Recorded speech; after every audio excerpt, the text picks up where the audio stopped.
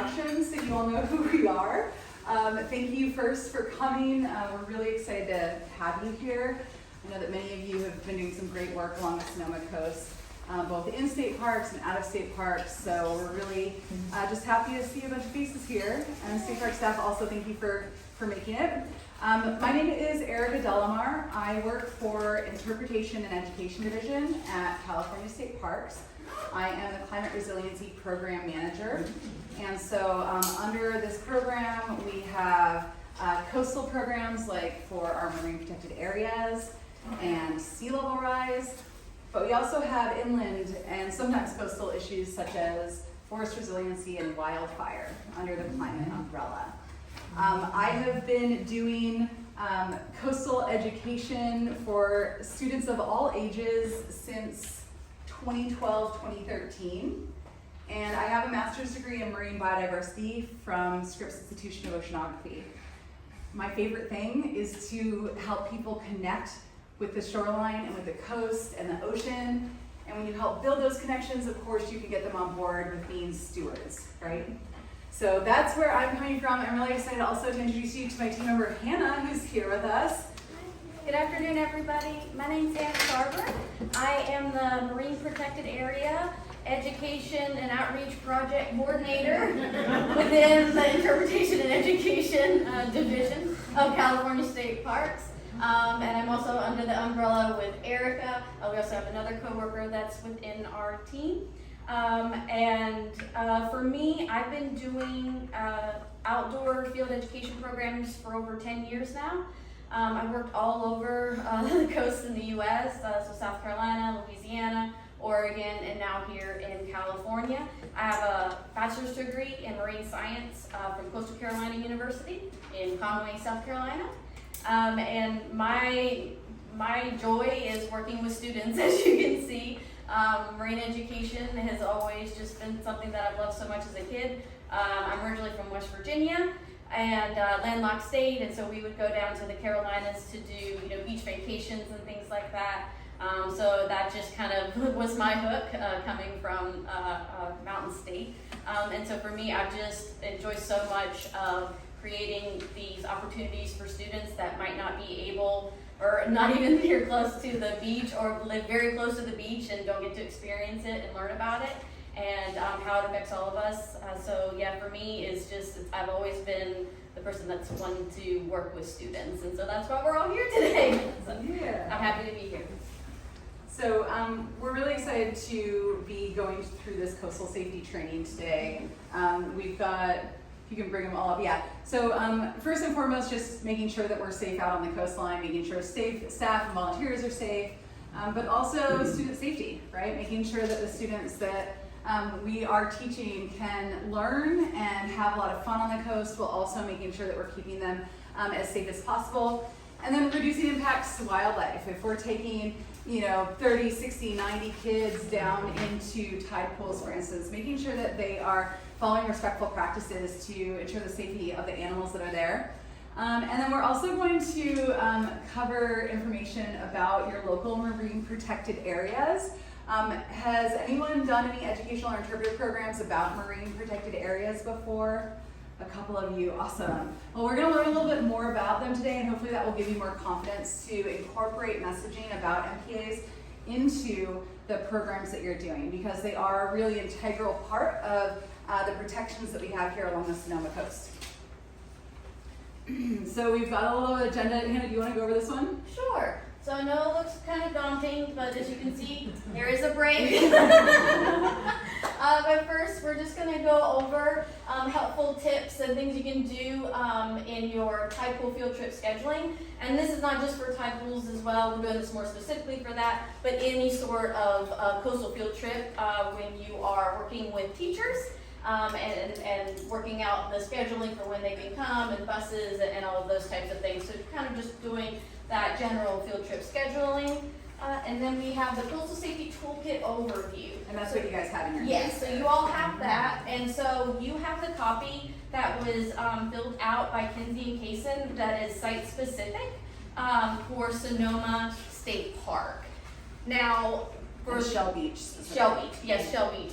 So this specifically, this handout is going to be used for any coastal interpreter along the state or along the coast here, and you can plug in the site-specific things. So besides putting in Shell Beach, you can have ones for, I know you have Miwok Beach here, you have Campbell Cove and all of that. So this is all suited for you to be able to get the Word document and then have these filled out for the specific sites. But this one we just did for Sonoma State Park, which is Shell Beach. And so we're going to be going basically line by line on these of why we have them here.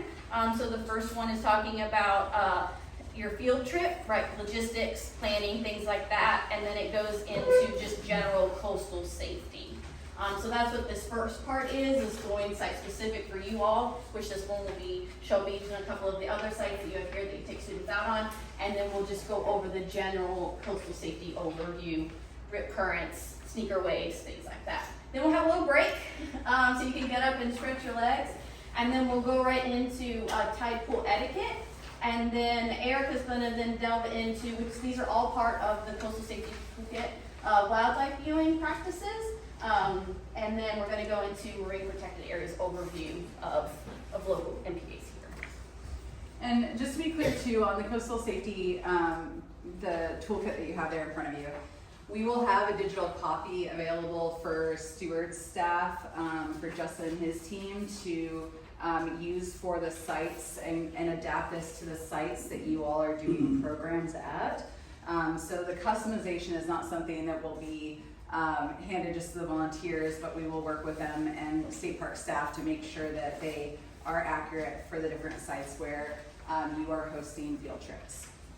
And the intention of this is that every teacher has this before they come to the park. So I know that different organizations and groups do it different ways, but generally you're sending that pre-field trip information to educators so that their students and their chaperones know what to expect before they get down onto the coastline. And that is the point of getting this coastal safety information into their hands, and in a way that it's easy for them to see the different sections, understand the different things that they need to make their students aware of and to be on the lookout for once they're down on the coastline. All right, so let's dive into it. I think we're gonna start first initially with the field trip planning. And I know with having a lot of volunteers in the room, many of you might not be specifically involved with this, but it is really important for you to be thinking about, especially when it comes to tides and the weather. So ocean swell, wind, and tides. So that's kind of what we're going to dig into first.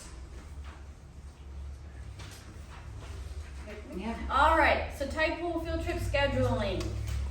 So there's a local tide finder. So this was actually created by some very awesome people at Cal Academy of Sciences. I wish I would have had this 5 years ago when I was doing my coastal programs in Monterey Bay, doing Sandy Beach and Rocky Nortado programming, because I would literally print out the NOAA tide charts for the area and go through day by day, line by line, highlighting those times, and then making my own like sheet that were for like the times that it was during the school day, school week, and now they have this awesome website that you can go in, and it has all the different tide stations in California. And we're definitely gonna delve into that in just a little bit. But this is a great resource that you can have on your phones or look up on your computers or things like that. Not just for educational programs, but for you all who like to do some tide pool exploration in your free time. And so the biggest thing, and I'm gonna kind of I'll show all of these, but I'm going to go one by one, but just that way you can see all of these. So these are best practices that I have found while doing tide pool programs here in California. And so ideally, when we're talking about these low tides, and we know that we have those spring tides in the spring, and these are more extreme low tides, that we get these negative numbers that just open up a lot more of the shoreline. You can see a lot of the different intertidal spaces and zones that you normally wouldn't. But anytime that you're doing these things and using that local tide finder, which just so you know, we're going to do a little tutorial after we kind of go through this. You want to have the tide should ideally be at least 0.5 feet or lower for a tide pool program.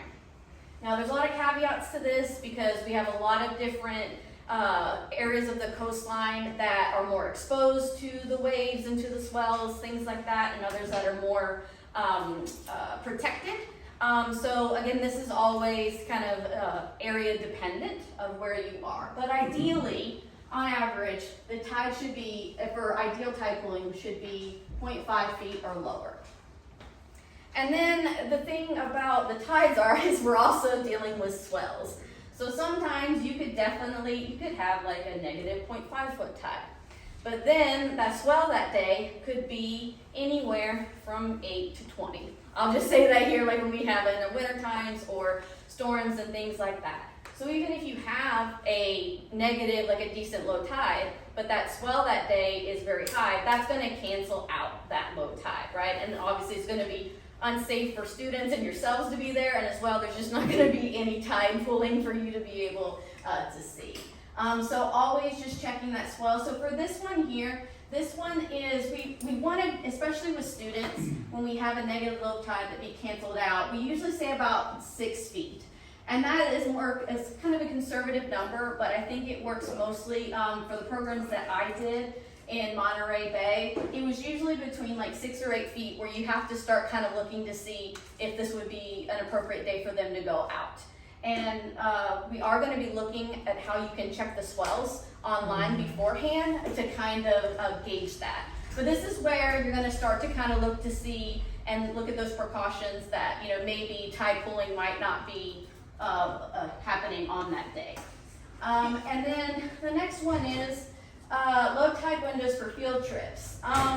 So if you're doing an ideal day, it's like a negative 1.5 foot tide, like we're getting in January, like these big extreme low tide events. And there is very low swell, maybe 1 to 2 feet, maybe even like 1 to 4. For this one, I put 1, but just any of those that are past negative 1 foot. You usually have a window about an hour to an hour and a half before low tide hits. So, and you always want to try, and I know it's not always ideal, but with students, if you can be going out tide pooling as the tide is going out, that's the most ideal as opposed to kind of fighting as the tide comes in, because as we all know, when the tide's coming in, the time for it going out and going in, it can be pretty quick, right? And you have less time. And then, of course, after that, this is for more an extreme low tide with the low swell. Once the lowest tide hits, you might have, you know, maybe an hour or so after that. Now, for this one here, so these are more extreme low tides, but when you're getting into just about 0.5 to negative 0.5 feet, usually that window is much smaller, even if the swell is pretty low. So that one you have anywhere from about a half hour before or an hour before to about like a half hour after of that window where the lowest tide hits. So just kind of remembering those windows of being able to go out as the tide is going out and still being able to see stuff. And then of course that shorter window that happens as the tide's coming in.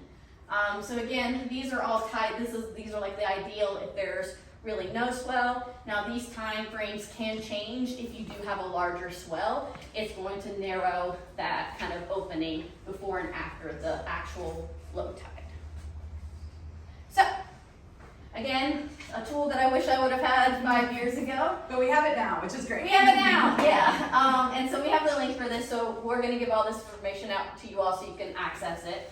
But this is what the opening page of the Cal Coast Tide Finder. There's a lot of white here, so that's why I just cut it off, but it's just because it's going to upload the information as you plug these in. But these are all the tide, or the tide gauges that we have here along the California coast. And so some of them that can be pretty close are not going to vary that much, but of course the tides that at this station here out of San Diego is going to be a little bit different than the ones up here in the north for us. So what happens is you literally just plug in the information that you want from the closest station. So for you all, so you have a little drop down box. So once you click that, it'll go down, and again, it has that list of probably 100 or so. And you'll want to go down, you can even type it into the search bar. So we have Bodega Harbor Entrance, Sonoma County. There's a couple of other ones, but this is the closest tide gauge that you all have. Yeah, So- alternatively, you can zoom in out on the map and check other tide stations in the area. So if you're, for instance, like doing something that doesn't have anything to do with this, but you like want to check the tides in another part of the California coast, you can use the map. You don't need to know the name of the tide station. And then here, so you can see, once I click that, then you can actually zoom in on the map, and then it'll show the location that you picked, and then some other ones that are close as well. And then you just have a couple of these things to fill out, so these little buttons. So for this one, we're talking about students during the day. We want to be during the daylight hours. So literally, it's going to take all this information and then get that information from the NOAA Tide Charts database, from the NOAA website, and it's going to formulate it on this side here. So we would pick on here, sunrise to sunset, we would click that button. And then for us, you can also, so then that way you're not dealing with a bunch of tides that are, above 0 feet, you can use this little toggle or the scale and put the days of the tides that are negative 0.25 feet, 0.5 feet or lower. So that way, if you were only looking for tides, and this one I just did 0 just for reference, but for 0.5, you would just toggle that here. And then you can even, if you wanted to, you can actually, they have tide predictions all the way to 2029. So this will actually give, you can just do it by the year that you want, or up to 2025, so you can toggle and pick how far out you want to go looking at the tides. So again, I just have here for 0, but you could do 0.25 or -5 or 0.5. And then of course the year I chose was 2024. And then that'll populate, and then it'll actually, this download for the calendar, it will take that, like I said, from the NOAA Tide website, and you can download that onto your computer just to have as like a PDF. But then it also will list here. So with the parameters that we set for sunrise to sunset times of low tides that are 0 feet or less for 2024, this is what we got. There's not a lot. Which we know in the fall, right? The way we're positioned to the sun, right? We're going to be further away, and so we're not going to have those extreme tides, those extreme bulges like we would do once we get into the spring, summertime. We're closer to the sun and moon and earth, and that's a whole other lesson, but I know you guys probably know that as well.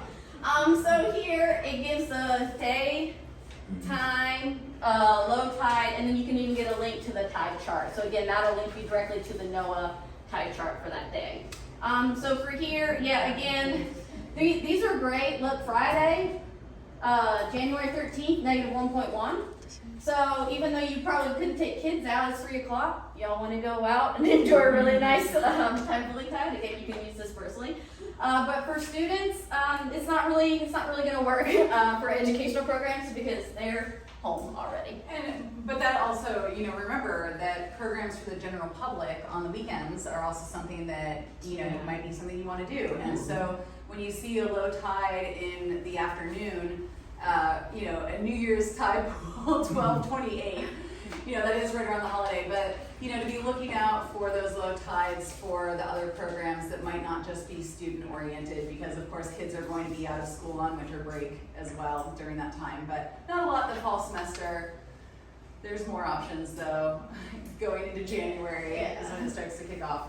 And so for this one, I extended it, if you can see here, from 2024 to go through 2025, so that'll include fall and spring programs for the school year. So here we kind of scroll down a little bit. Again, we were kind of showing those ones that were at the last page.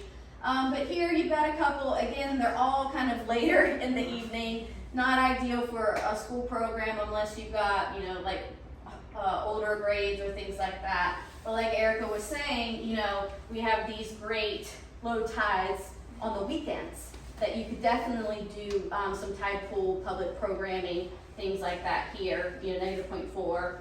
This is about a 0 foot tide. So again, there's other opportunities even if the tides and the times just don't work for us to do school programs. Now this is for winter, fall, winter. But then we get to spring, and we know, all of us probably know this year is kind of different from some of the couple last year's spring tides, especially for me, because I know that when I was doing my Rocky Intertidal programs, you know, spring was the time, right? We're scheduling out, that's where you have the most low tides during the day that are great for tidal programs, and for some that I did was data collection with students. This year's it's a little bit wonky, so we don't have as many of those ideal low tides during the school day. It's going to be much later. But here, like you can see, we've got like February. We're going in. We have some decent ones, but again, these are just they're very, very late in the day. Right, school's going to be out. But then, you know, we still have some good ones here on Saturday, Sunday for any type of public programming. And then kind of moving down. March, April, you know, we're getting a little bit here. So these are decent ones. So we have some early morning ones. And so what's great, at least about these that are 0.7, or negative 0.7, 0.8 type, that even though these two kind of are early, you do probably have an hour window within the low tide. And then being able to go out for the kids safely before it starts really coming in. You know, so some of these do have a little bit of a leeway on it. This one might not be as ideal for students because by the time they have to leave, get to school, leave, things like that, these won't be as ideal. But then you have these here, you know, on Thursday, 10 a.m., negative 0.5, solid day, as well as Friday and Saturday.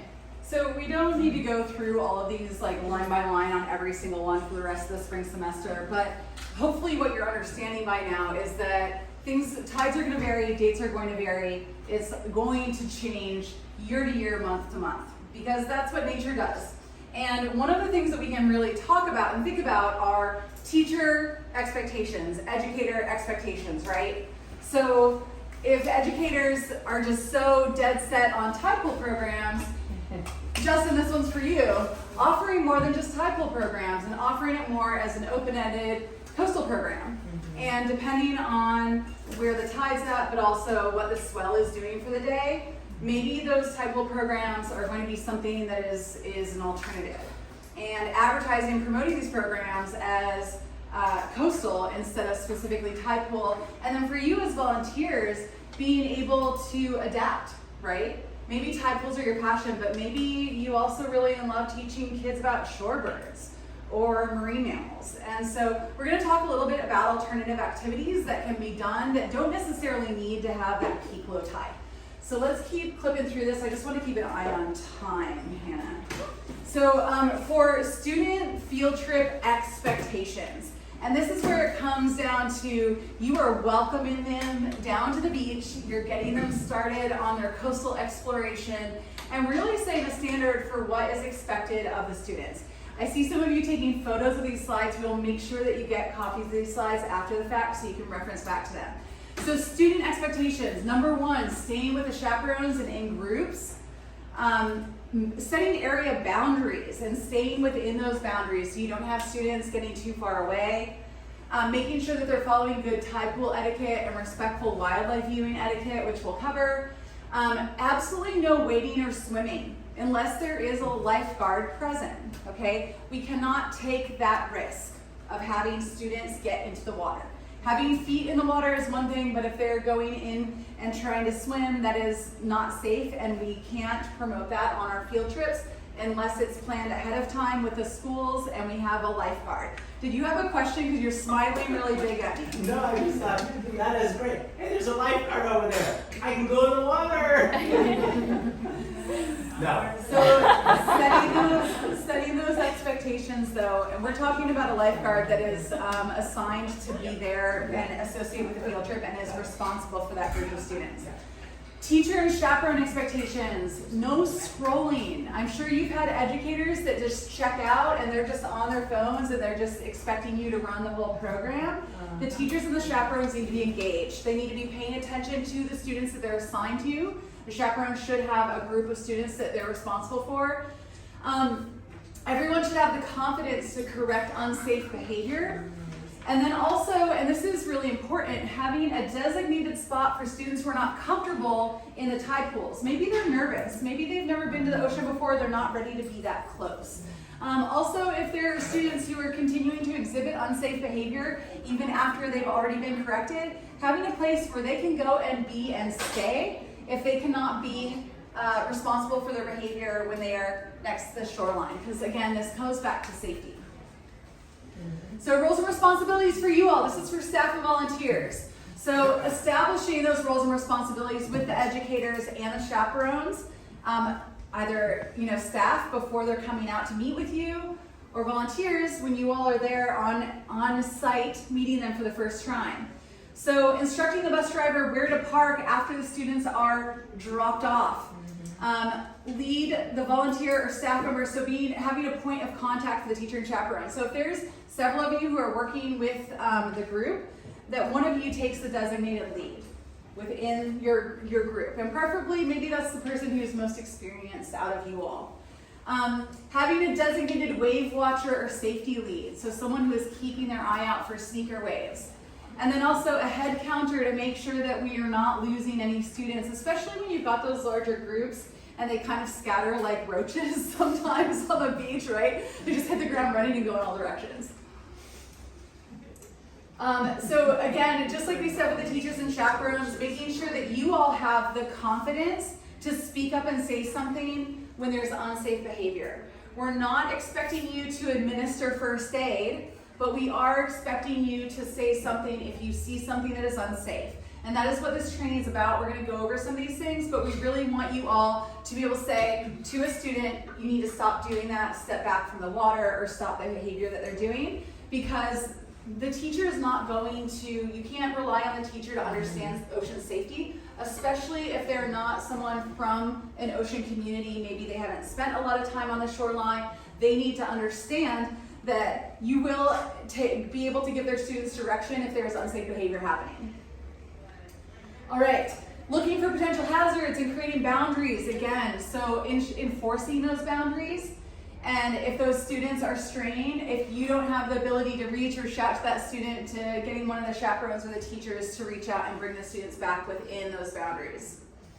And then of course, designating that spot. If students that can't handle themselves, or students who might be feeling some fear or uncertainty about the ocean, having a safe spot where they can be, and a chaperone who's going to stay and monitor those students that can't be down on the shoreline. All right, helpful field trip tips. All right, so I know one of the big things when you go down to a site, hopefully you are arriving before the school groups arrive, right? That is the hope. And you're going to be looking at things like before you even leave your house. Let's check the swell. Let's check the wind and weather. What is it going to look like down there? And hopefully you're seeing wonderful conditions, but sometimes you might not, and you might need to be ready to pivot when you get down there if the swell is too high. And think about, what are the alternatives? Can we hike a coastal trail? Can we do different alternative activities that we're going to review with you in just a few minutes? Also looking for any hazards on the beach that students need to be aware of. Things like marine debris, any large containers, boats, hazardous waste, things like that. Just keeping an eye out for it. And then of course, marine mammals. I know many of you are part of the Seal Watch program as well, and sea lions are up on shore as well at points in time. So being aware of them and making sure that the students are aware of them, and that's such a great opportunity to educate about it as well. As well, of course, as animal carcasses. Who's ever been on the beach with kids and a dead animal? And how excited are they? They're so excited, right? Because like dead stuff is smelly and gross, but it's also a really cool opportunity to learn because that animal's right there. So taking that opportunity, but also being like, let's stand back and maybe not poke it, right?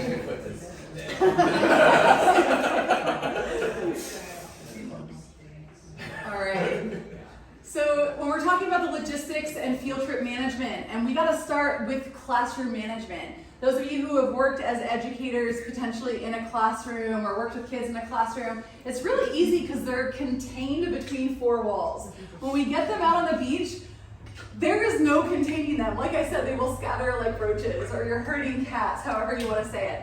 So best thing is to have that lead volunteer or lead staff member hop onto the school bus before kids even get off and touch base with them and make sure that things are in order before they hit the pavement.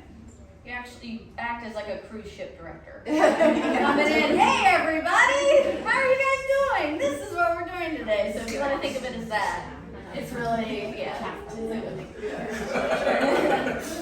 So briefing the teachers and chaperones and students on what the next steps are. So making sure that the students have been split up into groups with different chaperones and assigned. So you take a big unruly group and then you kind of divide the responsibility between the adults that are with the class, and then that way you kind of divide and conquer to manage them.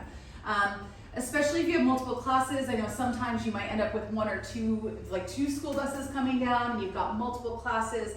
This step is really important to ensure that when the kids are stepping out into the parking lot, they're not running into traffic or into the road. What's our next point, Hannah? Making sure that the students know who their chaperone is and who they're assigned to. A gathering point that is away from traffic. So at the different sites, making sure that when the students walk off the bus, they are going straight to their gathering point that is not in the parking lot, but off of the parking lot surface and out of the way of vehicles. And then safety briefing on parking lot rules. So where they're going, where they're walking, where the designated trails are, sidewalks are, watching for vehicles, and also making sure the chaperones are staying with their group. You know, a lot of things too, we recognize when the buses show up, they've often drive from further afield, right? The kids have been on the bus for a while, and someone might be ready to use the bathroom and need to go before they go down on the beach. And so making sure they know where the bathrooms are, but they really need that structure and that classroom management before they step off the bus. So they're coming off the bus, they're gathering in that designated meeting area. You've got the teachers or chaperones working with the students to get to the restrooms that they need to go before they go down onto the beach. And for those that are waiting, we do icebreakers. So Hannah, do you want to give a couple of examples of some of the icebreakers that you've used with students? Yeah, and these are for like littles. It's going to be a little bit more for middle school and high school students to go with it. You know, Simon Says, and so those are fun, especially if you're marine mammal people. You know, we can talk about, if I say Simon Says, be a harbor seal. You know, they can try to do a little banana thing, or, you know, if they do the little wave. And so you can kind of just incorporate those on the fly of just mimicking like an animal behavior or an ocean animal or marine mammal behavior, especially for the littles, just to get them kind of engaged, do a little bit of movement around since they've been in the bus for a long time.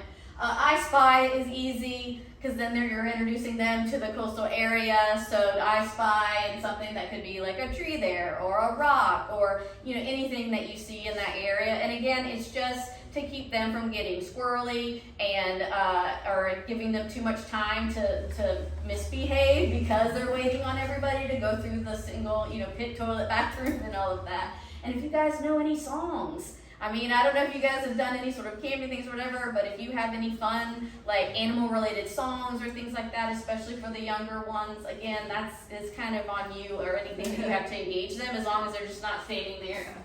I like the I Spy one because I Spy also turns into an interpretive opportunity where you can say like, I spy with my little eye a big white square thing. Oh, it's a fridge. Let's talk about that fridge. You know, and you draw their attention to different things and talk about it for a moment. You can do that in the natural environment really easily. So then doing a safety briefing when all the students are present and they're back from the bus. So, and mind you, say students are arriving and their bus is getting down there at 10 o'clock, this whole process may take 30 minutes or so to get them coordinated before you're actually taking them down onto the beach. But it is really critical to make sure they've got this information so that they can have a really fun field trip that they also remain safe in. And then of course, breaking off into their groups and rotations. Do you want to talk a little bit about this part, Anna? Yeah. So for me, I did a lot of programs that I wish a lot of them were just single classes, but more often than not, they were at least 2 to 3. Some I even would do entire school grades, you know, the entire 8th grade, and would do 3 rotations per day for, you know, over a 7-day course or a 2-week course or 2 weeks of programs and field trips and stuff. And so, and especially with Rocky Intertidal, you know, I just found rotations are the most helpful because one, just for management of, you know, it's one thing to look out for 20 some students in the tide pools. It's another thing when there are 80. And I have had 80 students out. And again, there's also other things that are dependent on having 80, and we'll talk about that like more site specific, but rotations are key. Especially if you already have that set up with the teacher of being like, okay, you're gonna bring 60 kids, so we'll at least have to split them up into 2 groups, right? And so that way, within that time frame that you have, maybe you have an hour with them only. So a lot of times I had more or less time in the tide pools than outside, or sometimes you may have them for 2 hours. But rotations are great because then the students can have a more meaningful experience with what they're doing and the education, that's happening, but it's also for you all as well, right? Of splitting those up, having different volunteers like yourselves or other staff members that are assigned to one class that are split up with the chaperones, and one can go down and have anywhere from 20 minutes to maybe 40 minutes, depending on your time frame, to enjoy the tide pools, right? And that also helps minimize some of the trampling and things like that of having a lot of kids, and you're able to manage their behavior and safety a lot better and keeping track of those things.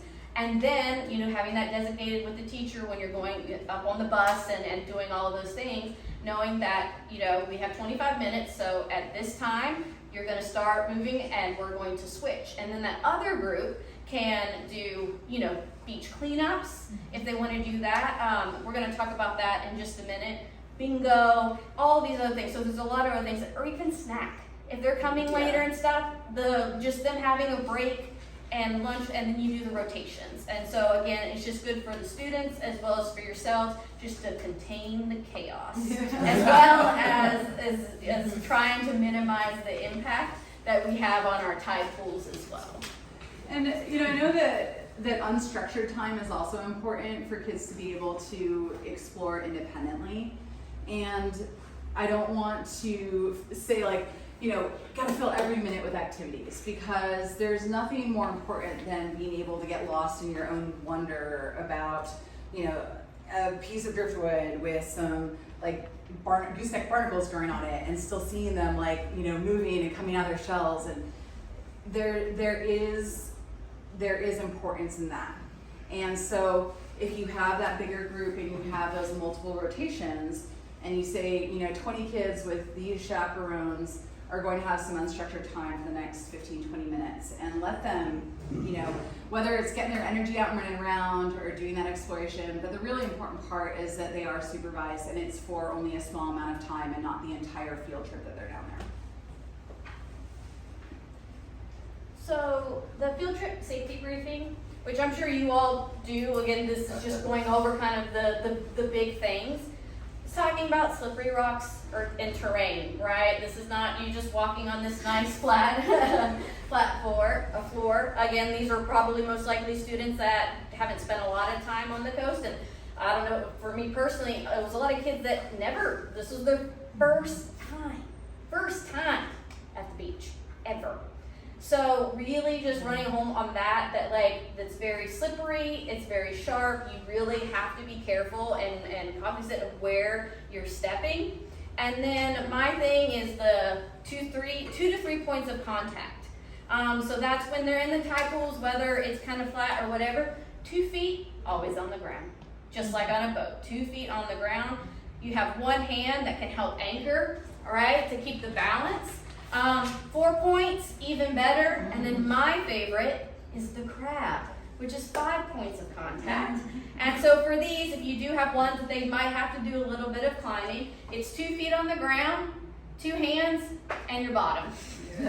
And you're climbing down. And mine is we're not here to look good, we're here to stay safe and minimize injury. And I do the crab more often than I do any of the other ones. That sounds like it could be a good alternative activity to keep the kids busy. Yeah. It's just we're not here to look good. And so that's what my most ideal is, just remembering that they need to use those things. Of course, always the biggest thing is sneaker waves. So when I'm doing programs with my students, and I'm all right, whether I'm facing the ocean or they're facing me, I'm hey, if I'm facing behind the ocean, you're going to be my designated wave watcher, all right? I'll be here looking around or whatever. You see a wave coming, you're going to holler, wave to me. Wave? Yes. Yeah, all right. And I do this with the students too, right? And obviously,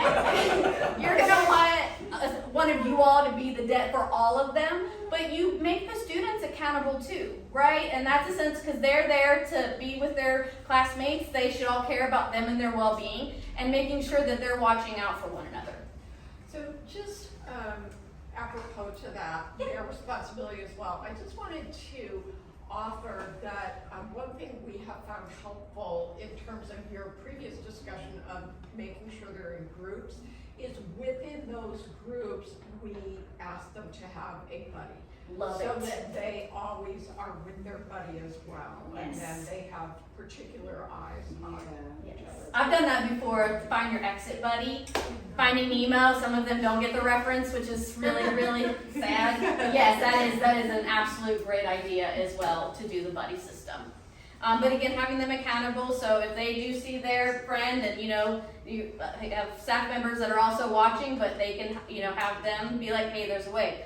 Now the biggest thing here, and I know that this is gonna be different when you're talking about littles, maybe 1st through 2nd grade, 3rd grade, and then varying, 4th to 6th, depending on the school grades that you normally get.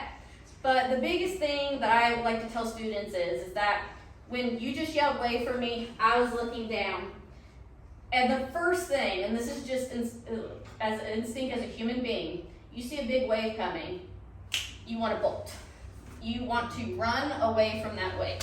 And while that's like the instinctive thing, I always have to tell students that I want you to go against your instincts on this particular one. Because when if I'm like this, you just holler wave at me. There's rocks, whatever, slippery rocks. I start running.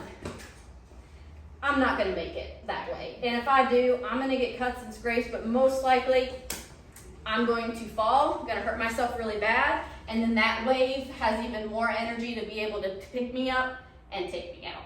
And so I always like to let students know that when that happens, you yell wave, you're going to, as calmly as you can, stand up, try to make sure that you have, you can kind of have a good stance, but the biggest thing is to stand up, you let that wave pass through you, okay? And then once that wave passes through you, then you're gonna be looking at me, because we're all gonna be seeing that, and you're gonna watch for me, and then you're gonna calmly, as much calmly as you can, walk back to shore. And then you're gonna wait for me for further instructions, okay? I have another thing on here too about that. But we have shark rocks, barnacles, other things like that. But again, having them know that these are things that you have to watch out for, and you just have to be very aware of those things. And then of course, the biggest thing is beach boundaries. So always, as we were talking about the designated safety person, have one of you all be the person that you are the boundary within whatever area. You see Miss Laura, she's over there, you do not go past Miss Laura. And so just setting those things so they know where to go, so they don't end up wandering off, and then that way the person is always having the eye and having the group contained. Sorry we went a little bit into backwards stuff, but here's those alternate activities, and we're going to give you links to all of those. But again, if you're going down there, you have marine mammals that are hauled up, you have the swells too high, there's some obstruction or anything. Here's all of these other programs or activities that you can do while at the beach, so the students can still have a great time, learn some really cool stuff about our oceans, and as well as suggesting if you just have to completely cancel the field trip altogether, a day or two beforehand, because there's just these huge, swells coming through. You can also have them, give them the information that they can sign up for virtual ports programs. So like Kat and Kenzie, who do various coastal and tide schools, and Steve, sorry, and Annika, all you guys here, of course. They can get those experiences online as well if they can. And we've got, the ports programs that Kenzie and Kat and Steve and Annika, you're also doing ports now too, right? A little bit maybe? Okay.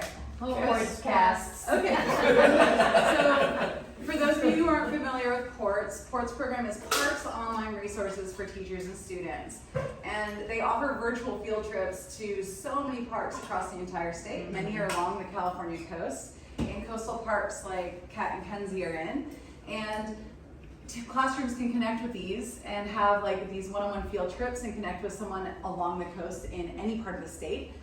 And then there's also our Ports Cast, which are kind of broader webinars where multiple classrooms can join at a time. And those happen throughout the month for different locations too. So if it is that full cancellation and the students aren't going to be coming to the coast at all because of the latest atmospheric river or whatever big swell event is happening, we've got that backup that can be an alternative. Here's an example of a bingo sheet that, these are something that, things that can be adjusted for like the specific area. So putting in creatures that are here local to the Sonoma coast and the marine life that's here, or it can be something more general like this, like do you see a tree or the sun or some seaweed. And especially good for like the littles, one day they can have the chaperone hold the scavenger, the bingo card while they go through and look for those. Yeah, find it. So like we said, we've got the coastal safety toolkits there in your hands. Let's keep flipping along though, Hannah, because we're about an hour and I want to make sure we've got enough time. So if you guys want to check out this toolkit and the information that teachers are going to be receiving, this is going to be on the kind of first page after the table of contents. You'll see that for the specific site, we've included a physical address as well as GPS coordinates. There is this thing called What 3 Words. It's an app that allows people to find a very specific, I think it's only like 3 meters squared location anywhere on planet Earth. So State Parks has been promoting it. It's not something that I use, but they requested that we include this in here. There's also the phone number, the public phone number for parks, information on parking where it's free.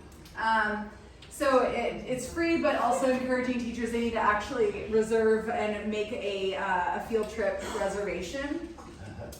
Specific parking directions for the location. So really making sure that they know where they're going, and additionally information on if the parking lot is full.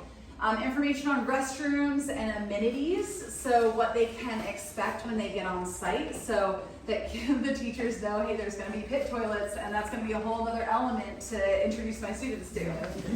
Right? Oh, nice. You got a little student. Yeah, exactly. I know. You got to go. It's definitely a big distraction. That's good. We've got a zoom on there. Okay, so talking about accessibility for the specific site, this site has stairs down to the beach, a sandy and rocky shore. Oh, there we go. There's a good zoom in. Looking at specific hazards. This is really important to be able to communicate this to educators in case they have students with different levels of physical abilities that may allow them or not allow them to access the field trip site that you're going to. Making sure to have a description of the trail so they know that they're going, and of course, in this instance, wheelchair accessibility would not be at the site. Lifeguards. A number to call to see if there's a lifeguard on duty, but please, making sure the teachers are aware that generally there's not going to be a lifeguard on duty, and because of that, there is no wading or swimming. Okay, that's really important to ensure that the educators know ahead of time. If they do really want to do that, they can work to arrange to have a lifeguard on duty, but we would, in general, recommend that there are no students getting in the water. Emergencies, we all know how hard it is to get a good connection on this coastline, especially if you've gone down over a sea bluff and you're down on the beach itself. So making sure that the educators and the chaperones know that they may not have cell service and they might have to go up to the road to get cell service. And part of that also is giving information on where the local ranger station is, and knowing they need to understand that the closest hospital is back in Santa Rosa. So that's going to give them incentive to realize that they do really need to prioritize student safety, because it's not like they can quickly get them to a hospital when it's an hour's drive away. All right, we're gonna do a quick review. We don't need to spend too much time on this, but we visited some of the sites and kind of reflected on some of the spots that might work for gathering and stuff like that. So Hannah, why don't you take it from here? Sure. So just like any outdoor field education program, you need to know your sites, and I know you all know these very well. And so these are just things that you're always thinking about, just one for field trip logistics, also just the resources that you're going to be using and enjoying that day, tide pooling, the beach and other things like that. But then also, the different safety concerns that vary from site to site. So what issue might be, what might be an issue at one site may be a totally different issue at another, or they both have, totally different types of issues. So for Shell Beach, lots of parking needed to come in, because parking's key. parking for you all and the educators that are going there, parking for the public, because remember, even though we'd love it for every program to not have any public involved and we get to use the parking and all that, it's just not the thing. That's what that you have to deal with. But then the biggest thing is the buses. So when you've got like kids coming in vans and things like that, that's kind of one. Buses are a whole other kind of monster in itself because they're very big and their turning point ratio is very small. So for this one, lots of parking, but it's very narrow coming in, correct? And so buses could potentially come in, and if these aren't open, they're just come straight and drop off students, but then it causes an issue too for the bus to have to pull all the way back. And so thinking of those things, that if they do that, then the alternative would be them coming up off the road, safely off the road, then having them drop the students off, and then you having to deal with students walking down that road while other people are there. So just thinking of those type of things, which, different sites can be doable. You just have to check those other factors of what grade level are you dealing with. You're dealing with littles that still are figuring out how to walk properly and, be a person in the world, and, that those motor skills and things aren't really there. Or if you have older kids, it's kind of different. And just the sizes of the groups, right? I would not want to take, more like 90 kids or anywhere above like 50 kids, in that area here. But here, you got a great gathering spot though. So, with the buses and things, that's one thing logistically, but to contain kind of the group that you have, and hopefully this would be a smaller group, maybe less than 50 or so 40, but they can have here, and you have the bathrooms right there, which again, teachers and students, any sites that have bathrooms or near bathrooms are really good as well.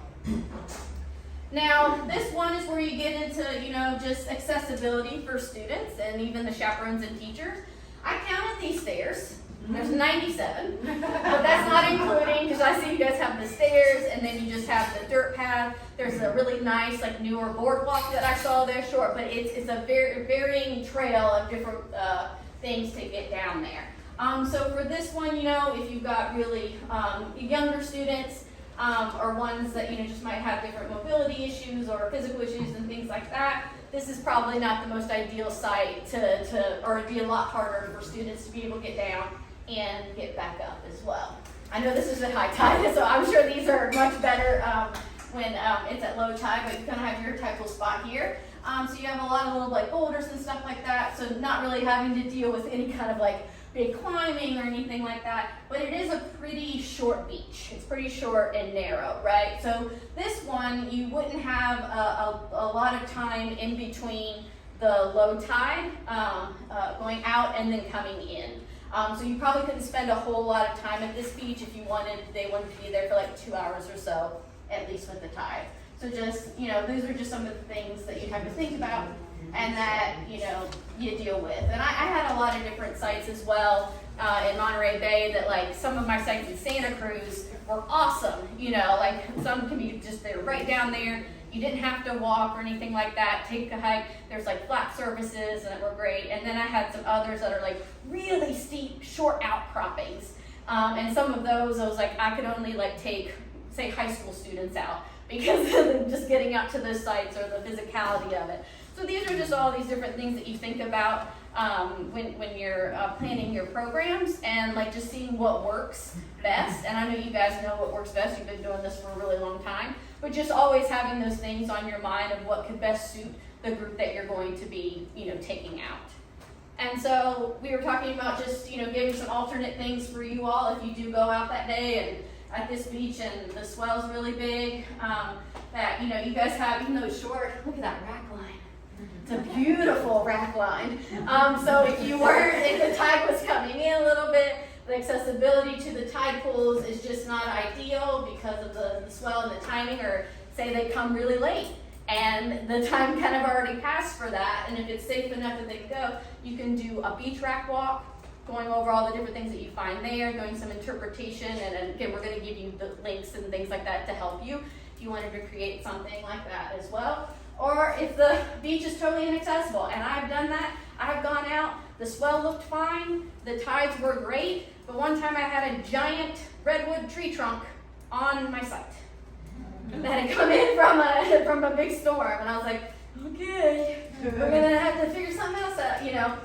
You guys have this trail that's just above the bluff, and so, you know, if they come out and that happens, you know, you can do an alternate, you know, bird watching, you can walk whales, you can talk about vegetation, things like that. So you have some options to go with, which I love that, you know, great trail.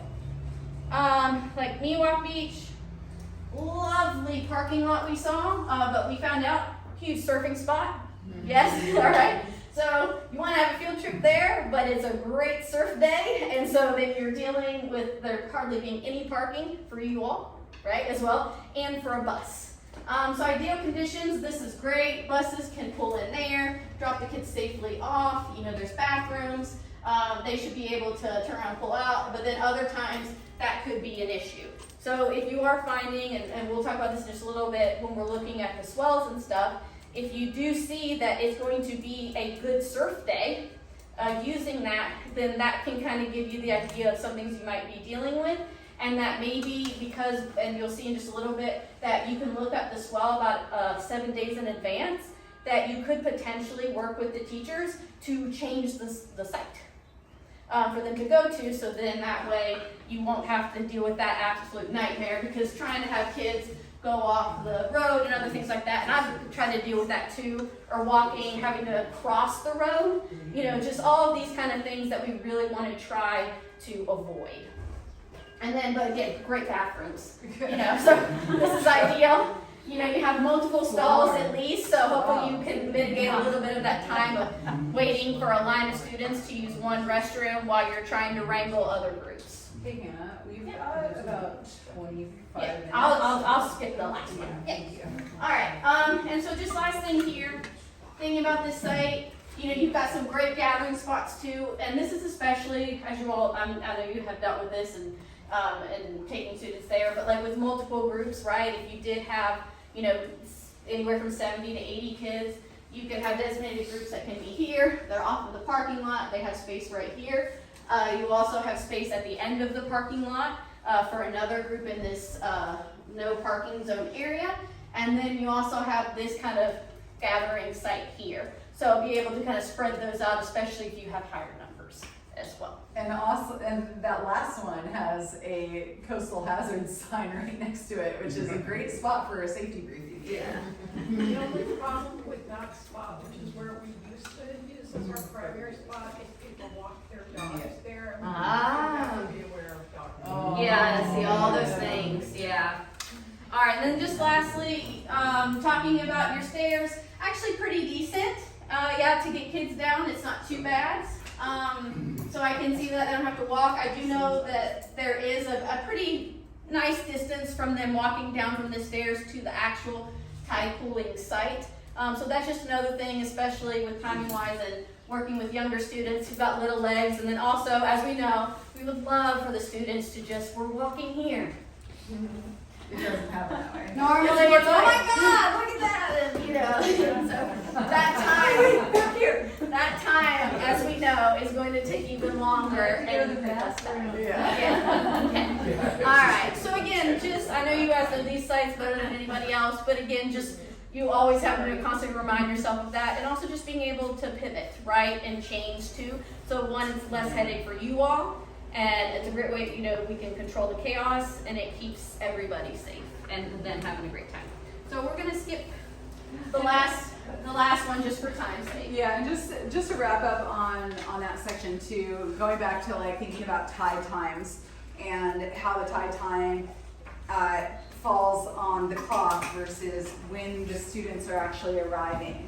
You know, when a bus pulls in, if you've got one classroom in a group of maybe like 30 students, 35 students, that's gonna be easier to coordinate them, get them into the bathrooms, get them matched up with their chaperones, and get them down to the beach. It'll be easier than, of course, having a group of 60, 70, 80 kids. And so with those arrival times and the low tide times, the time that you spent coordinating the group up on you know, at the parking lot is going to reduce the amount of low tide time that's actually happening down in the tide pools. And that's why it's really important to have those alternative activities ready to go because if things slow down with the field trip and the students to the point that the low tide has well passed, then you're ready to pull those other things out of your back pocket and engage the students in other ways and make sure they still have a really fun experience, but it just might not be in the tide pools, right?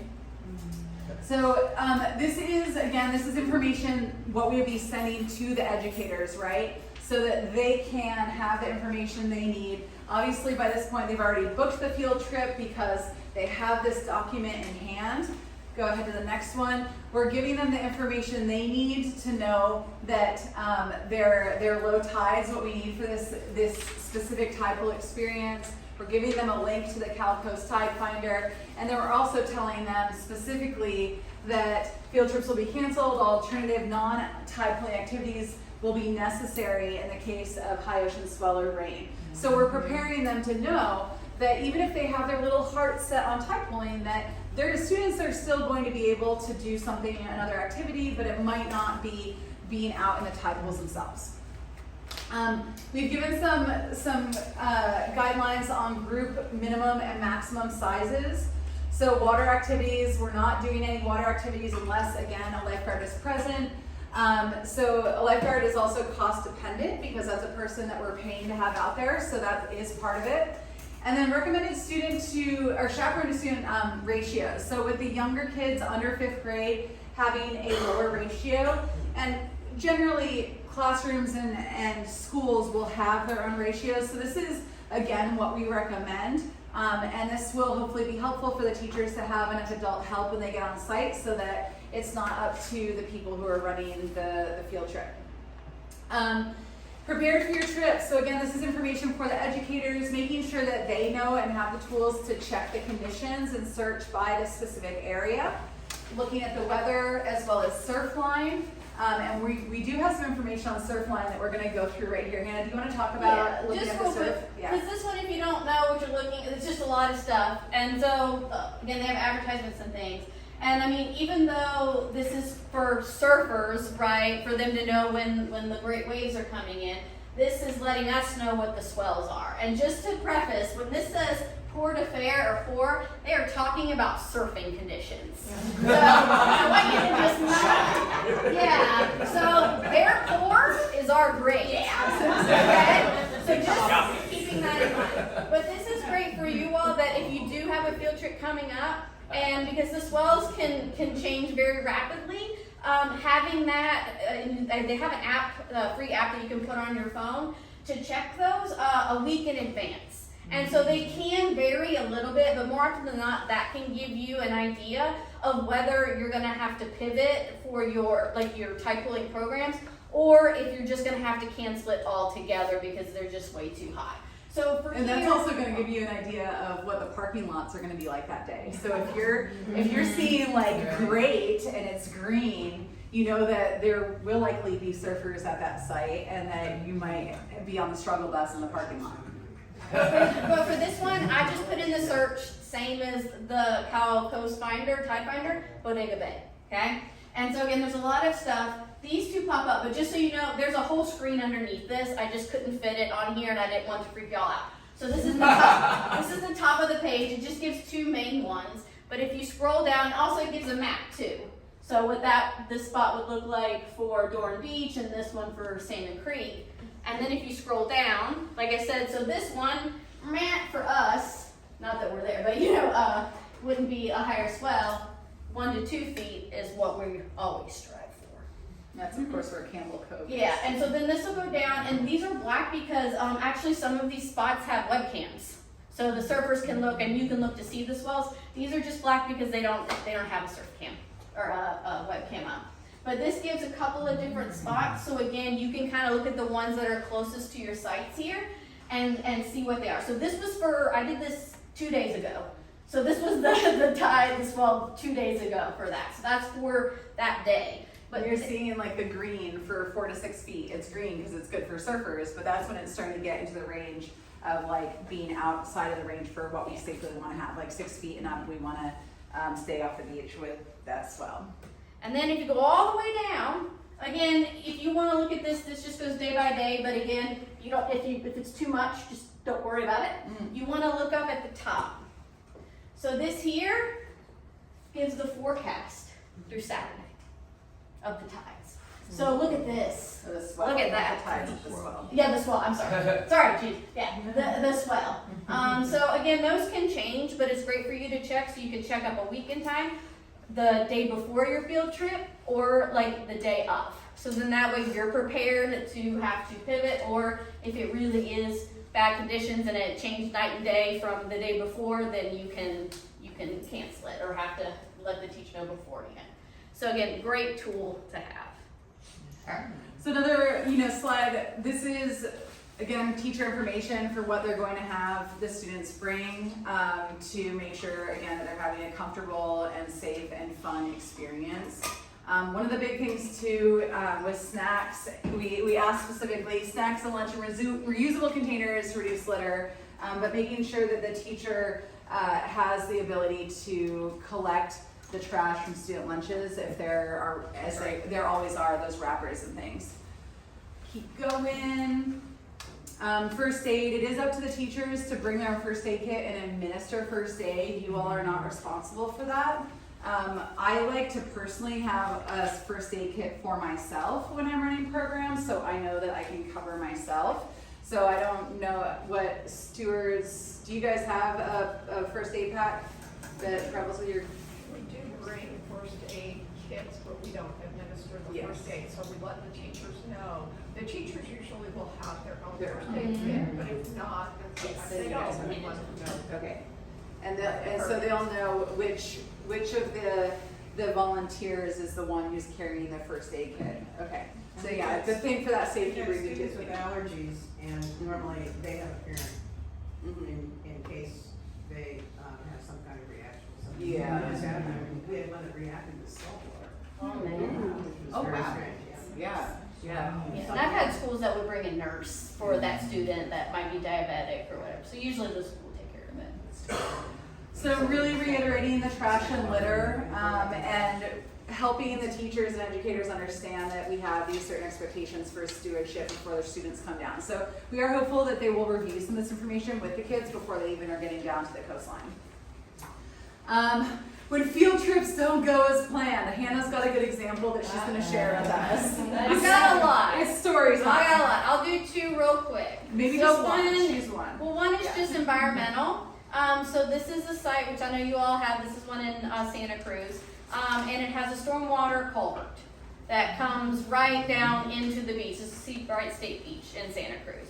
And you have some heavy rains and things like that. Usually they'll have like, rains at all. You'll just have like a little pond or whatever. I was out with students one day, and it was a little bit big, a little bit of a bigger stream because we had some just normal rain the past couple days. And so I go and I kind of move around from just a tiny little stream, and I start taking the kids down. We're doing sandy beach programs, collecting data on sand crabs. We're doing our thing, and I keep looking back because, I'm just head on a swivel all the time, and I just keep seeing more water come down. And where we were at, the water was coming down so fast, so I guess just at that time, even though it hadn't been raining, and when I was there earlier, kind of nothing, it was just pretty stagnant.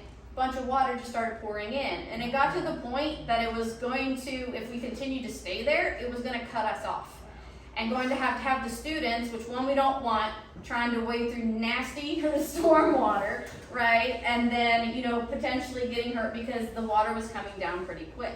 And so that was one of my first times of really realizing that, you're always looking this way if you guys are the ocean for those things. And then that was the first time of me really having to deal with something that was not the ocean coming in from another water source. And so that one, I was just like, we had to pack up. I was literally like, we have to go now or we're gonna get stuck over here. And so that one. And another one, I'll just say real quick, marine mammals is always fun. I went to a site one time that's notorious for harbor seals this was Rocky Intertidal. And we're going, there they are. And I was like, all right. We're gonna have to go to a site just on the other side of the rock because there's like a little peninsula like rock. I go over there, there's a sea otter holdout. And so some of those days, so one, we didn't get data that day, right? Because that happens, teaching the students just a valuable lesson that just because you're going to the beach with the intention of doing X, Y, Z, nature's gonna tell you different sometimes. It's gonna be like, no, this is not happening. And so for these having to pivot, which of course those things then continuing, we had to find another spot even further down the way of doing these like mock transects or mock, data points to then, them get the experience. However, weren't able to collect the data. But it's also and that program was very much focused on data collection. If it wasn't, instead of doing a show and tell tide pool program, it could have turned into a marine mammal watching experience. Precisely, right? Precisely. So again, you just pivot, but sometimes even when you have your second plan, you've got to have a third, and you've got to have a fourth. And I have some other crazier ones from the East Coast, which we won't talk about, but these things happen. Yeah. And I think that ultimately, again, going back to each and every one of you feeling empowered and confident to not only point out student behavior that's unsafe, but also conditions that aren't safe. If all of the charts ahead of time, all the tides and the swell, everything looks like it's green light go, everything's fine, but then you get down there and you're like, this isn't good. Having the confidence to say to a teacher and students that it's not safe and we can't do this, that is okay. We've got your back on making that call because we don't want to take students down into a situation where we might risk getting one of them washed away. We know that happens on this coastline, right? We don't want to have injuries or loss of life because we are just so determined to make a program happen. It's just not worth it. And so it's finding those alternatives, and it's rough to try to make a call like that, but if you have to, you can do that and you should. Okay, we do have to keep going. I'm just keeping an eye on our time. This is, again, more information. Let's go into the zoomed in versions. Emergencies, call 911.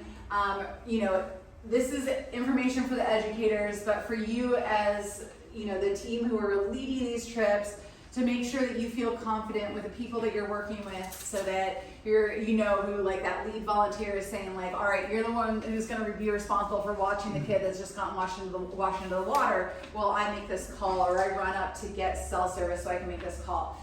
We ultimately hope that we can get to the point where there's a radio that you guys can have on hand. That's something that we're working towards. Now, again, a reminder to the educators, beautiful but deadly. Not every section of the coast is meant for swimming. Reiterating that their students shouldn't be coming to the coastline expecting to swim because of not having a lifeguard on duty.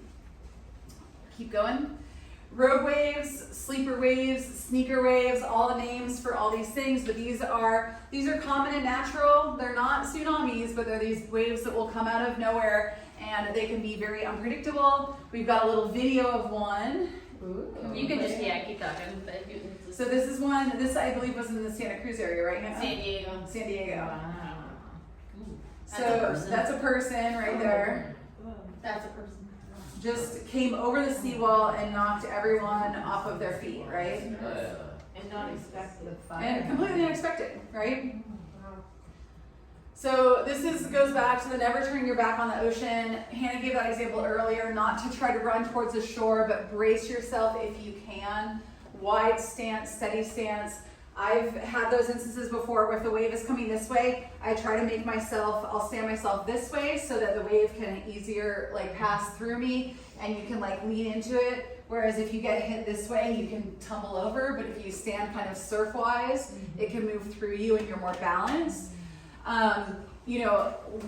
Letting that pass and then calmly walking so that you don't risk more injury.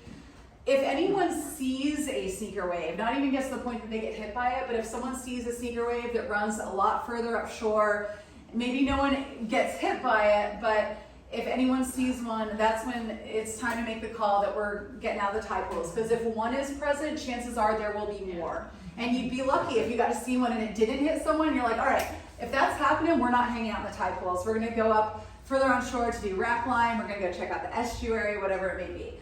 So Hannah's got that. It's better to be a little wet and sandy instead of bruised and bloody. And that would be the case. If you let the wave pass over you, you're gonna get soggy, but you're not going to fall as you're trying to run away from a wave that is gonna move so much faster than you are. That was for middle school and high school kids to get them to listen to me. I do that at the end. Yeah. I wouldn't recommend saying that to younger kids. Maybe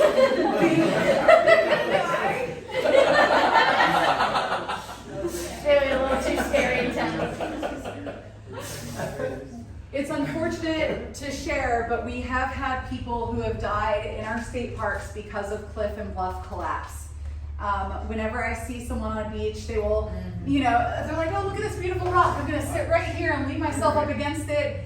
And it's just not a smart place to be. And so, again, and we have cliffs and bluffs all up and down the coastline. Some are eroding faster than the others. But just being aware that this is it gonna play or no? Nah, it's not. Yeah. Sometimes you need space at my church. Oh no, it's gonna do it. But yeah, this was in San Diego. Yeah. So, but there has been loss of life, and I think that's really important to remember. We can't just assume that it's a static coastline. Okay, let's get into currents. We're going to look at rip currents. I know that you've probably seen this diagram before. It's quite popular. So these are powerful channeled currents of water flowing away from the shore and into open water. They extend the shoreline through the surf zone, and they pass. They go past the breaking waves. And they can be spotted as an area that looks like the waves aren't breaking, and sometimes there will be like chalky water inside of them, but you will actually see a stripe that will cut through the breaking waves on either side. We have this little video. But yeah, we can actually and we can give you the things. It's from NOAA Ocean Service, and so it basically just shows you how to get out of a rip current, and so we can link to that. But it's a fun little one. But here we can kind of just look at how you can identify them. I'm sure a lot of you probably already know how to, but if not, you're looking at this kind of calm area in between two sets of breaking waves here, and you can kind of see that it'll actually push out. You'll have like a sand plume that kind of can get pushed out as well. So kind of like this. Between those two breaking waves. So instead of you having just these long shore waves coming in one single one, it'll be split. And so that's always kind of letting you know and indicating that there's a rip current there. And again, those sand plumes can also be an indicator as well. But again, just being able to spot where you basically have a long wave that gets broken into two, and then you kind of have kind of that more not shallow, but less breaking waves. And so say you have a rogue wave that comes in or a speaker wave that comes in and sweeps someone out, and then they also happen to get stuck in a rip. The thing that instead of getting them to try to swim back in this direction, the way to get out of a rip current, can you actually go back to this one. So you let the ocean carry you this way, and then you're going to swim parallel to shore to get away from the rip current, and then once you're out this way, then you can come in on these waves. So it's again kind of like that same circular pattern. But if you try to fight your way out of it, you're never going to get out of it here. You got to just let it take you out. It'll stop pulling you, and then you can run parallel to shore and come back in. And again, this is just our general coastal safety. So I know we're trying to go through quickly for a lot of stuff, but this is not part of the field trip. So what we had was for some field trip specific, and then this is just for teachers or the public or anybody else having these to understand how to do them. So I just, as when I was a child and I did get taken out into a rip current, it would have been very useful for the lifeguard or the person trying to help me to know that I didn't understand what parallel to the current meant. Yeah. So, paddle this way or that way, so And if they can even if they might not even be able to hear you because of the breaking waves, so like giving them direction to swim away from where the current is. Let's keep going though. Inshore holes is what's called for when there is like this really big dangerous drop off underwater right underneath the breaking waves. I just call them a drop off, but I guess the technical term for them is an inshore hole. So it generally looks like waves are breaking normally on the beach, but instead of it being that gentle slope of sand or rock, it's often dug out. So we've got a picture of, this is a beach in Monterey. This is part of Carmel River State Beach, which is over here. Point Lobos is behind me here. And this is called Monastery Beach. Now, this looks like not that big of a day, right? These waves are pretty small. It looks really calm, but there is actually an inshore hole that happens here. We've got all along the shoreline here. This Monastery Beach is locally known as Mortuary Beach because of the amount of people who die on it. Okay, and what happens here is and I've scuba dived at this end down here. There's a very particular, we call it the monastery crawl coming out. But this sand is very granular. And there's this just very quick drop off that can drop you 3 to 6 feet deep, where you think you're going in on this really gentle slope, and then suddenly you just step and it drops. And so being aware of that, and the best way to identify those inshore holes is you'll just see these little swells coming in. They're really chill, and then suddenly when they hit that inshore swell, they'll just fold over. The wave flips, and it just goes really fast, and that's where you know that inshore hole is, because generally waves will start breaking, but this is showing that there's deeper water that's not causing it to fully crest and roll. And so it hits that inshore hole, and then it immediately, like, it's almost like the wave just like folds and crumbles really quick, because the energy hits that, can you go back to the diagram? The energy hits like that wall and then just folds and drops onto the beach. So that's another one of those hidden things. Digging sand holes. Who's been down with students on the beach who want to dig holes in the sand? That's a big one, right? So the thing about these sand holes is that they collapse. I think a child up in Eureka recently passed. Was it up in Eureka that a child passed away recently from? It was an adult who passed away from the collapse of a sand hole. So digging holes on the beach is fun, but like doing something like this where it is really high above that height, we suggest like the hole shouldn't be deeper than the knees of the smallest person in the group. So this is something that, again, beyond field trips, if you're out there doing work on the beach and you see someone digging holes, to let them know that it is quite dangerous. And to fill them in. And fill them in, especially, after you're done, for sure. We had one here at Salmon Creek, right at Bean Street, and it was kind of in the juniper trees, and then somebody did die. Wow, and it happens real locally. Yeah, it does happen. All right, so we are going to take a break here in a minute, but are there any questions about the content that we've covered so far? Quick question. Yeah. One of the things sometimes I struggle with is whether students should take their student socks off, and whether it's the school deciding it, or do you have anything about that, walking barefoot? And I know in tide pools it's a little different, but say on the beach.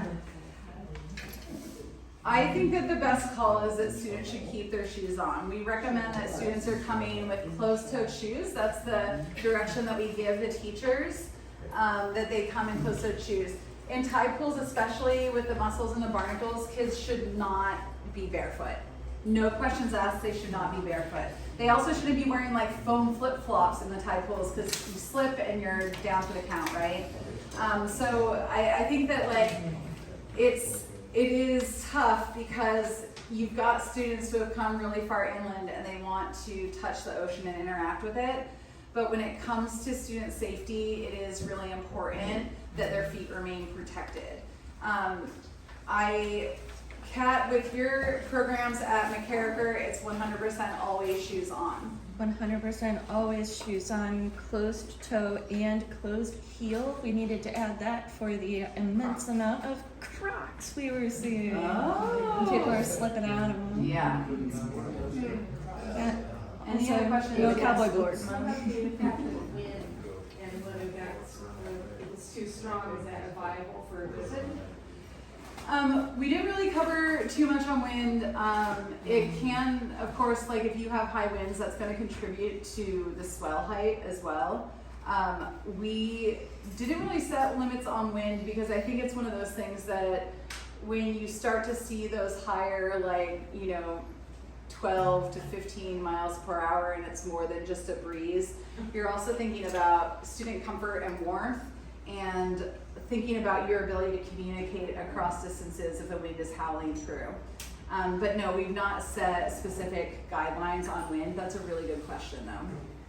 My program that I did, it was about 15 to 16, because if you did that, normally the swell's gonna be up, and then it's just not gonna be good. But that was just for a program I did, if people were looking at that, but it could be lower than that. But I would say that would be like the absolute max that you would do. And I found it also important, just kind of going back to shoes, that not encouraging water shoes and boots for dredging in the tide pools, because you lose a lot of safety of those organisms and the intertidal organisms as well. Once their feet are wet, then they're going down a lot. Yeah. And that's just type of thing. And more confidence if they're wearing like water shoes, more confidence to like just tromp through things because they think like, oh, my feet aren't gonna get cut, but they're not thinking about the animals either, Yeah. right? Let's, Just the two is one other factor that we have found is post-rain, because we will have runoff in our streams and we'll have more of the collapsing going on. But the question I have is, both of you mentioned sort of in addition to the field trips, and I'm not sure if you even want to get into this, but we do public programming, we do roving, and we occasionally will do, an event with like the king tide and negative tide, and we're working on putting together, advertised situations where at this time there will be a docent at this beach assisting you. Those are not opportunities where we have teachers in advanced read safety in the classroom, right? And we don't have an opportunity to pull everyone together. And so while we're all aware of like the safety things that we can talk with visitors about, the concern is, what is our liability when we say, oh, there'll be an event, and we don't have the opportunity for people to sign waivers. And of course, even if people register in advance and sign a waiver, there'll be other people who see us there and come and join, and they'll just be, they're just people there when we're roving. So, how is there like a state parks policy about this? How do we deal with all of that, or is that beyond what we want to cover today? yeah, I'm gonna kick that question to my colleague Tracy in the back of the room. Were you able to hear that, Tracy?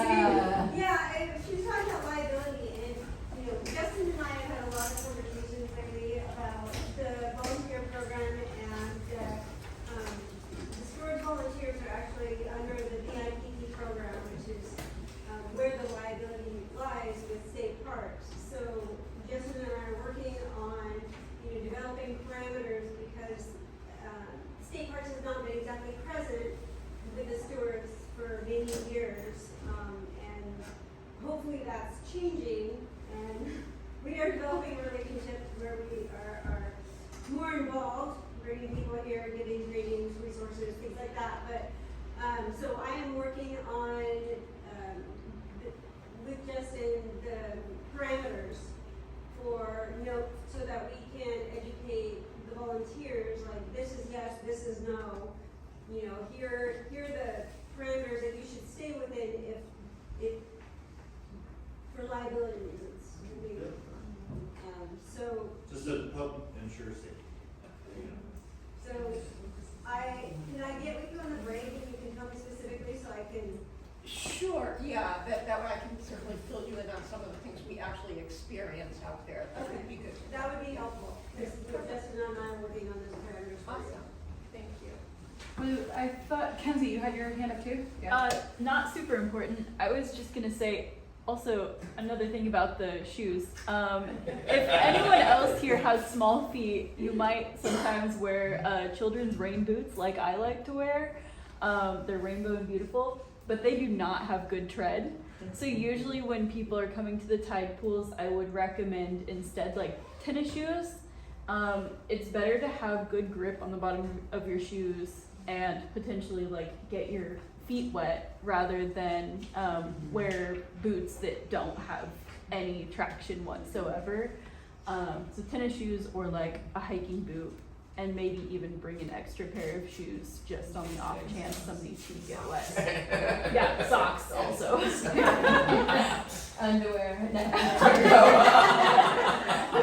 don't need that. Were there any other questions? Never a bad thing. Justin? I saw that you had stay 100 feet from the bottom of any bluffs. What about the top? We have trails that essentially go up to the bluff around here. Bodega. Is there guidance on that, or any trails That's a good point. safe to take kids on if they're open? That's not something we assessed. Yeah, Kenzie, do you have something? I have a comment, and you mentioned Bodega Head. The trails people are often walking on at Bodega Head are user-made trails. They're not the official trails. So we have resources that you guys can use to find out where the actual official trail is, and that's where I would recommend taking people not out on any like small user-made trail. That goes the same for Fordham Trail. There's a bunch of little places where people have like derailed and things. We do our whale watching right on the edge of a cliff. And I've heard there may be plans to build a structure rail. there A to little keep railing people would be safe. really good. A viewing platform. Yeah, Plans for maybe 10 years. yeah. Maybe. Maybe we can find a solution for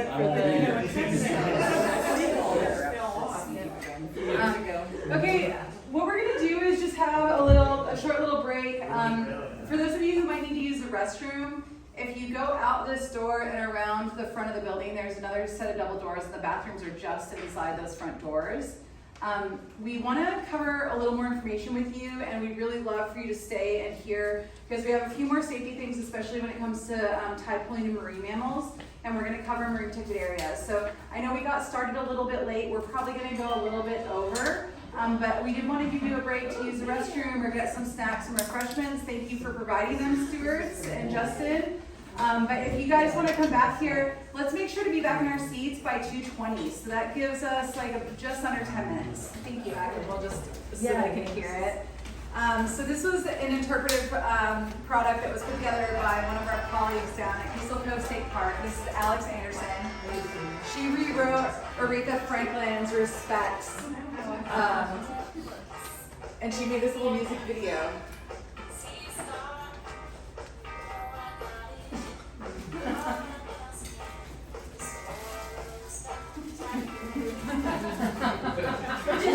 Brings us to tide pool etiquette. So we are going to just go through some quick tide pool etiquette, which I know that if you've been running, everything from tide pool programs to seal watch, that this is something you're very familiar with. But of course, this is also information that we're including for the teachers, so they understand that it's not only about keeping the students safe, but it's also about keeping the animals and habitats that we have in our parks and in our marine protected areas, keeping those safe as well. So again, keeping your face toward the ocean when you're tide pooling, stepping carefully, having those 3 points of contact, keeping 2 feet on the ground, don't wade into the tide pools, so no wading, touching gently with only 1 or 2 fingers, and not poking or pulling or picking up tide pooled animals. Respecting their homes, so not flipping rocks over. A lot of animals are finding respite and nesting under rocks. Seaweed along the shoreline too, that counts as well. And then also not collecting and taking things home. Taking only memories, taking only photographs, and of course taking trash that you find. So one of the things that I like to engage students with is taking 3 for the sea. So every time you're walking through your neighborhood or near your school or even going down the shoreline, picking up 3 pieces of trash for our ocean. And if we collectively do that, we can make a really big impact. Let's go to the next one. So we also have wildlife viewing. Some students do travel with service animals, making sure those dogs stay on leash, but in general helping visitors and students understand about dogs and wildlife. Now, this was cut specifically from this one example for this one specific beach. Of course, there are some parts of the different parks and beaches where you can have animals on leash, but it is really important for people to understand that not only can dogs harm wildlife, but wildlife can also harm dogs. I'm a dog mom. My little guy Banjo is my best friend, and I want to protect him, so I keep him on leash. All right, marine mammals and sharing the shore. So keeping that distance and staying back, viewing and photographing wildlife quietly. You'll get a more authentic experience with the animal if you're quiet and you don't try to spook them to have them look at you. If you see photos of animals looking directly at the camera or the photographer, it means most likely that photographer has disturbed the animal. So you get a better photograph of an animal when it's looking away from you because you know you haven't disturbed it. If the animal looks at you or changes its behavior, you're too close, quietly move away. And then of course having the connection to the Marine Mammal Stranding Network if you do see an animal that's stranded out there on the beach. Shorebirds, if you see them flap, take a step back is something that we teach the children. So knowing that they're gonna be both in rocky tide pool areas and also on sandy shores. Black oyster catchers, we saw quite a few of them out, and you'll see them on the beach, but also on the rocks. So being aware of these different animals, even snowy plovers nesting in the dunes and on the beach rack. So helping, again, educators understand that there's going to be different wildlife that they may encounter when they come down, and the best way is to give both the mammals and the shorebirds their space, especially with any beach toys and things that can be thrown around or kites that can be flown, how that can really impact and affect the behavior of these animals, and especially when mostly they've come to shore to rest. That's a really big thing. And these can be tailored per site if you have specific species that are found at that site. So this is just for Shell Beach and Sonoma State Coast. All right, and then wrapping up your visit, remember packing and packing out and teaching the kids this, right? It's not just like, cool, you guys had fun, get back on the bus, see you later, but thinking about let's leave the place better than we found it. And again, that take 3 for the sea. I love that. I learned that when I was living in Australia. I lived and worked in Western Australia for about a year, and we teach kids there, take 3 for the sea. And everyone does that. You know, it's funny, like you'll be, you know, walking with a friend and they'll swoop down and pick up a piece of trash. No, I'm just taking 3. You know, and I love that, and my friends and I have that. You know, going for a hike, oh, taking 3, like, and you're keeping that count for the day. So it's just a fun thing to teach students to help them feel like they've got agency when a lot of them are very aware of how plastic pollution is impacting our coast and ocean. Wrapping up your park visit, I know that a lot of educators will take photos of their class, and sometimes they will share those photos on social media with little happy faces over their students' faces. So giving them the tags on Instagram and Facebook so that they can tag and share their photos, just because it's always great to see students that have had great experiences. And so sometimes educators and parents that are chaperones will want to share that. So we also encourage learning more about water safety. So giving those teachers information on getting their kids into swim lessons, but then also becoming junior lifeguards, which are programs that are held through state parks, is always an option for learning and expanding knowledge. All right, so that was kind of the last of the coastal safety focus. We do want to talk a little bit about marine protected areas, but because I know you all have so many different programs you're involved with, specifically around marine life, and whether that's, you know, the tide pooling aspect or marine animals or shorebirds, are there any questions or comments you wanted to share while we're together as a group in relation to things that you've been observing when you're with students in places where you've got marine mammals on land? I know, Kat, you've had some experiences of it, a character in that realm, but I just want to give it a moment for us to share if there are anything that's on your mind in relation to wildlife and students and wildlife and park visitors. Yeah, Laura. I don't work with students, but the general public, and I ran into a guy with showing off a bucket of sea stars. And it wasn't clear how long they'd been out of the water, but I knew it was important not to panic and go, oh my God, you just done something horrible, but rather to you know, escort him back to the place and educate him as best as I can. But you know, I don't know how long they last without water, and you know, how exactly their life is protected by the water, and you know, I needed to learn more about that. But have you run into that kind of situation? I definitely have. I've seen it happen in a lot of places where, you know, are collecting hermit crabs. With a lot of the intertidal creatures, they have the ability to a certain extent, because of low tides, they can retain water for a certain amount of time, hours, obviously not days. But the more damaging thing that probably happened was pulling the animal off of the rocks. That could have torn or damaged the 2 feet of the sea stars. So yes, leading with education. More often than not, people don't understand. They don't realize that pulling a sea star off the rock could potentially kill it. And so leading with the education of like, oh, you probably didn't know, but yeah. And like, let's try to give these animals a chance to get them back into the habitat where you found them, and not just like dump them into the waves crashing, but actually get them back into the tide pools. I always give people the benefit of the doubt, right? More often than not, people want to do the right thing, right? I think, humans, for the most part, we are kind and we care about other life. If you're not, you're a sociopath, but most of us are not sociopaths, right?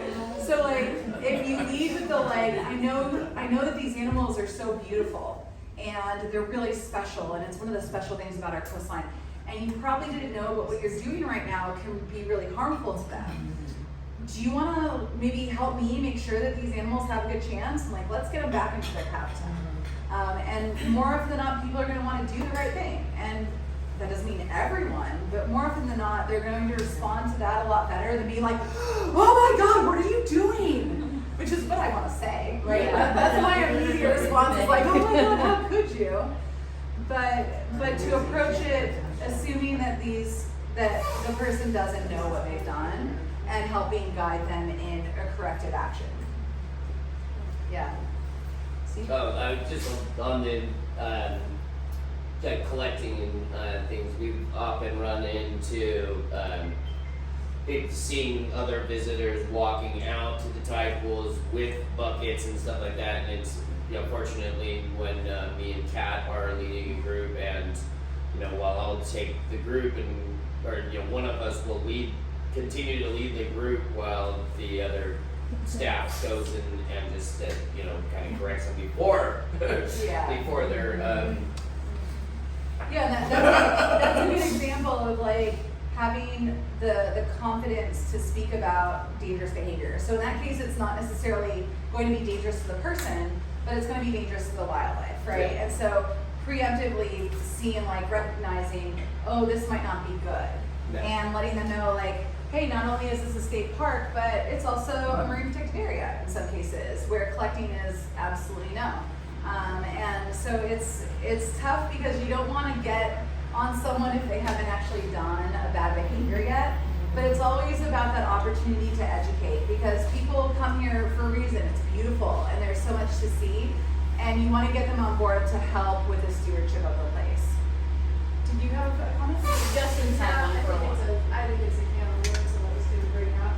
It really, we had the wonderful brochure about where can I take my dogs, but most of the things that I see get contentious, not just watching people talk to each other in public on the beach, is someone confronting someone whose dog's running around in the nesting areas and just all of that. And that's just probably one of the most common things that happens here. And so just speaking to, obviously education is always first, but state parks thoughts around volunteers, rovers, working with that, because that line between enforcement and we had great people come and talk to us about what our role is as volunteers, really, as educators, as enforcement.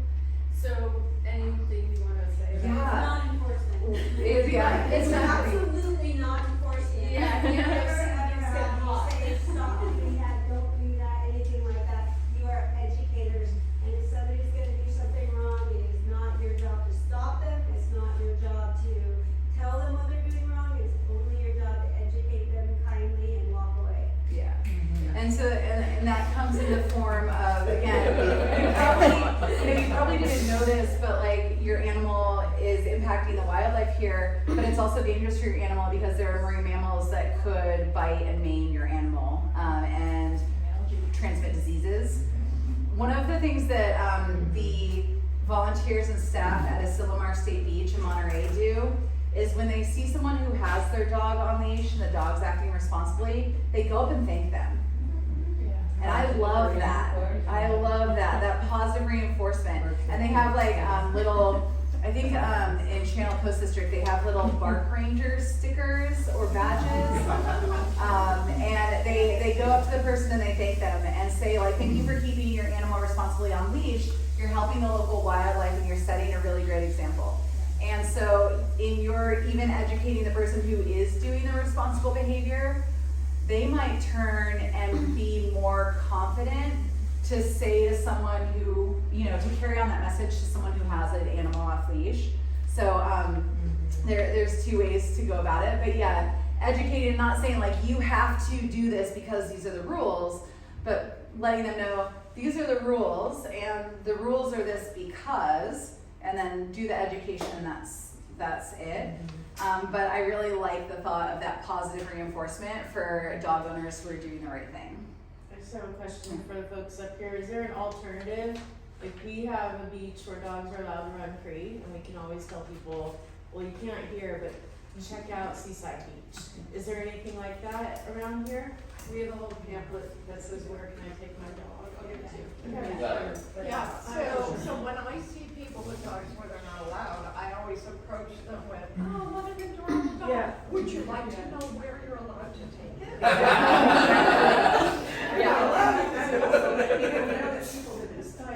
Yes, I tell them that, and I tell them, and there's the poison oak and the bad stuff that can hurt your So I dog. hate to see you get an expensive ticket. And I do this little thing of, okay, I hope I'm not pushing it here, all you state park staff people, but I do this, we've been having an issue with dogs, and so the rangers are out ticketing more than they used to. I've totally done that. And if they tell you to pound sand, have a great day. Yeah. I've actually used that because I'm not a uniformed employee. I'll put on a uniform when I'm running like a program, but I'll be in street clothes and I'll be working in a park and I'll say that. And sometimes, depending on the situation, like I will sometimes identify myself as state park staff and I'll say I don't write tickets. I'm not a ranger, but I know that there are rangers around, and if they see you with your animal off leash, like they will cite you. So I do, even if I only have one ranger on 50 miles of coast, I know. Was there a hand up in the back somewhere? Yeah, I was just gonna mention, I've been out of Bodega Head and seen at least 5 people bring drones out there with whale-backs present. Yeah. And they're disturbing the nesting birds, and it's really upsetting. Yeah. Like, cause the birds get sterile.